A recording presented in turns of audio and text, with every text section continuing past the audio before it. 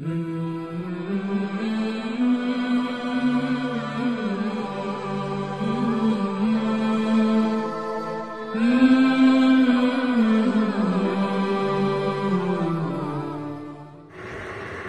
علیکم ورحمۃ اللہ وبرکاتہ۔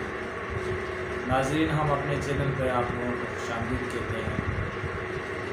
جیسا کہ رمضان المبارک کا مہینہ چل رہا ہے تو اس میں اکثر لوگ بلا وجہ ایک معمولی سا بہانہ بنا کر روزہ نہیں رکھتے۔ اس کے لیے آج کا ویڈیو ہے کہ روزہ کس مراحل میں نہیں رکھ سکتے۔ تو 4 عذر ہے روزے کے لیے۔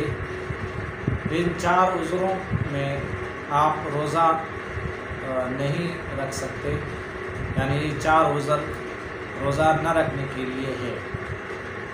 سب سے پہلا عذر، اگر بیماری، کسی کو ایسی بیماری لگی ہو کہ وہ اگر روزہ رکھے گا تو بیماری اس کی بڑھ جائے گی، تو اسی صورت میں یہ پہلا عذر ہے کہ اس کی بیماری بڑھنے کا خطرہ ہو سکتا ہے روزہ رکھنے سے۔ اس کو پرہیز بتایا ہے اور وہ پرہیز وہ لازمی کرے گا۔ میڈیسن کھا رہا ہے، اگر وہ نہیں کھائے گا تو اس کے مرنے کا خطرہ ہے، بیماری مزید بڑھنے کا خطرہ ہے۔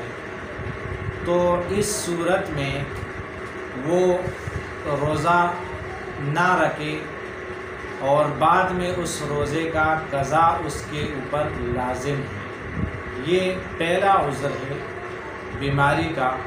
اگر کسی کا بیماری زیادہ بڑھ رہا ہو روزہ رکھنے کی وجہ سے تو اس کے لیے یہ جائز ہے کہ وہ روزہ نہ رکھے اور اپنا میڈیسن اور اپنا پرہیز اسی ترتیب سے رکھے جیسا عام دنوں میں رکھتا ہے۔ اس کے لیے یہ ایک عذر ہے۔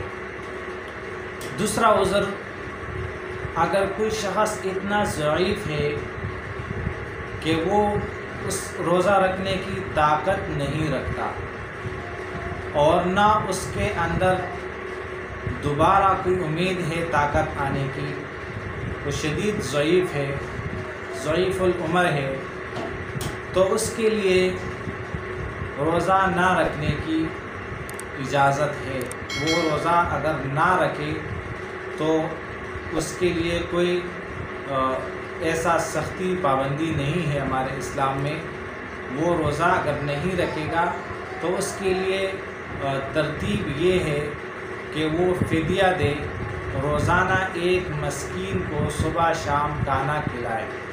ایک روزے کا یہ ایک فدیہ ہے دن کا کہ وہ روزانہ صبح شام ایک مسکین کو کھانا کھلائے۔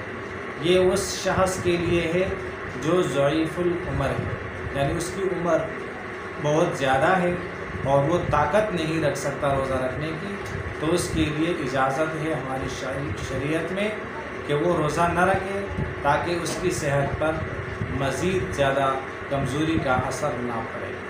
تیسرا جو عذر ہے وہ مسافر کے لیے ہے کہ اگر کوئی شخص سفر پہ جا رہا ہے اور سفر میں وہ روزہ رکھنے میں اس کے لیے مشقت ہے، پریشانی ہے اور زیادہ مشقت اٹھانا پڑتا ہے سفر میں، تو وہ روزہ قضا کر سکتا ہے۔ بعد میں اس روزے کا قضا اس پر لازم ہے۔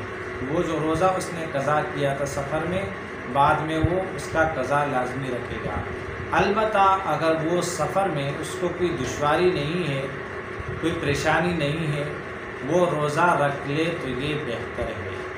چوتھا جو عذر ہے وہ عورتوں کے لیے ہے کہ وہ حیض اور نفاس کے وقت روزہ نہیں رکھ سکتے، بعد میں اس روزے کا قضا اس کے اوپر لازم ہے۔ اور اگر کوئی عورت کسی بچے کو دودھ دے رہی ہے اور روزہ رکھنے سے دودھ میں کمی آتی ہے اور بچہ بھوکا رہتا ہے تو اس صورت میں وہ بھی روزہ قضا کر سکتی ہے، بعد میں اس کا قضا اس کے لیے پھر لازم ہے۔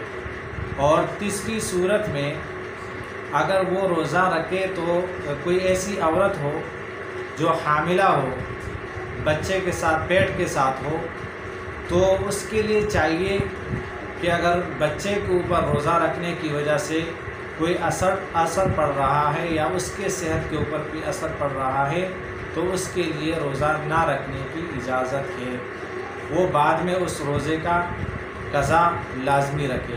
لیکن یہ 4 جو میں نے آپ لوگوں کے سامنے عذرات پیش کیے، تو میرا ذاتی ایک ذہن یہ ہے کہ روزہ رکھنے سے کوئی بیماری بھی اللہ کے فضل و کرم سے نہیں بڑھتا، نہ کوئی کمزوری آتی ہے، لیکن یہ ہم لوگوں کا ایک خیال ہے کہ روزہ رکھیں گے تو کمزوری ہوگی، صحت کمزور ہو جائے گا۔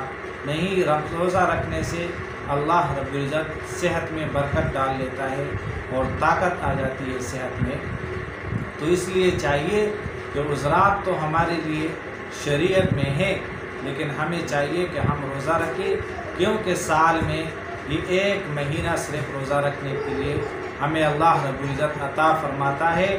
تو اس لیے ہمیں چاہیے کہ ہم روزہ رکھنے کی پابندی کریں، اس میں بہت بڑا فائدہ ہے ہم لوگوں کا، اور ہمارے اوپر اللہ رب العزت کا بڑا احسان ہے کہ ہمیں سال میں 1 مہینہ یہ عطا فرما دیتا ہے، اور اس میں بھی اگر ہم غفلت کریں، کوتاہی کریں اور روزہ نہ رکھیں تو بہت بد نصیبی ہے ہمارے۔ اللہ رب العزت ہمیں روزہ رکھنے کی توفیق عطا فرمائے۔